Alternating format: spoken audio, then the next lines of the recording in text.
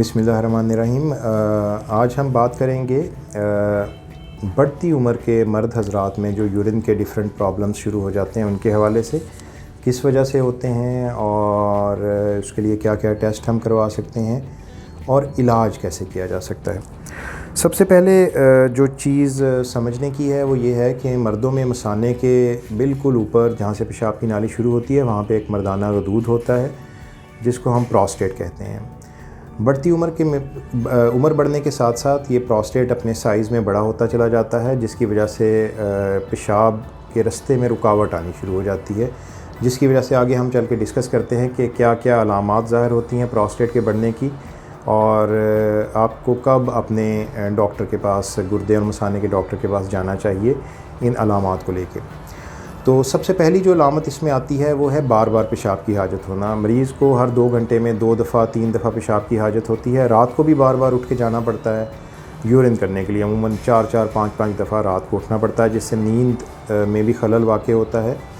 दूसरी जो सबसे इम्पॉर्टेंट जो अलामत आती है वो है पेशाब जल्दी डाल के आना। जैसे अगर मरीज़ को हाजत हुई है पेशाब की तो उसको रोक नहीं सकता, अगर वो करीब वाशरूम नहीं होगा तो कुछ कतरे या बाल दफ़ा पूरा पेशाब भी कपड़ों में निकल जाता है, कपड़े ख़राब हो जाते हैं, नमाज़ पढ़नी होती है जिसकी वजह से मरीज़ शदीद मुश्किलात का शिकार हो जाता है। और तीसरी जो सबसे इम्पॉर्टेंट है अलामत वो रात को बार बार उठना है। रात को 3 से 4 दफ़ा उठना पड़ता है, बाज़ लोगों में तो 8 से 10 दफ़ा भी उठना पड़ता है।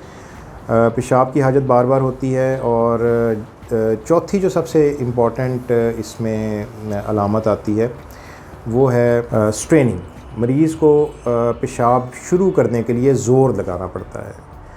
नॉर्मली जिस तरह यंग एज में बग़ैर किसी ज़ोर के या दिक्कत के पेशाब शुरू कर लिया जाता है, इस तरह बढ़ती उम्र के मरीज़ों में ऐसे नहीं होता। ख़ुसूसन मेल्स में उनको यूरिन शुरू करने के लिए ज़ोर लगाना पड़ता है। और जो 5वीं इम्पॉर्टेंट इसमें अलामत है वो है कि जो स्ट्रीम है, धार है यूरिन की, वो बहुत बारीक हो जाती है और ज़ोर के साथ, प्रेशर के साथ नहीं आती, बल्कि बहुत बारीक हो जाती है और मरीज़ को वाशरूम में ज़्यादा टाइम लगता है। इसके अलावा जो धार है वो दरमियान में टूटना शुरू हो जाती है। कुछ देर मरीज़ यूरिन करता है, उसके बाद दरमियान में फिर धार टूट जाती है, फिर वो कोशिश करता है, फिर धार टूट जाती है। और ये कुछ इम्पॉर्टेंट जो निशानियां हैं वो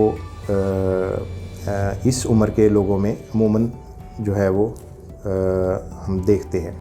इसके अलावा जब मरीज़ पेशाब करके हटता है, फ़ारग होता है, तो उसको लगता है कि अभी मेरा मसाना पूरी तरह ख़ाली नहीं हुआ। फ़ीलिंग ऐसे आती है, मरीज़ को ऐसे महसूस होता है कि अभी भी मसाने में कुछ पेशाब रह गया है और वो जाके एक दफ़ा फ़ारग होके जाके बैठता है तो 10-15 मिनट के बाद दोबारा हाजत हो जाती है। असल में भी ऐसे ही हो रहा होता है, मसाने के मुंह पे गदूद की वजह से मसाना ख़ाली नहीं हो रहा होता और पीछे यूरिन खड़ा होना शुरू हो जाता है, जिसमें बार बार इन्फेक्शन होती है, बुखार होने के भी चांसेस होते हैं और पेशेंट फ़्रेश नहीं हो पाता। क्वालिटी ऑफ लाइफ बहुत बुरी तरह मुतासर होती है।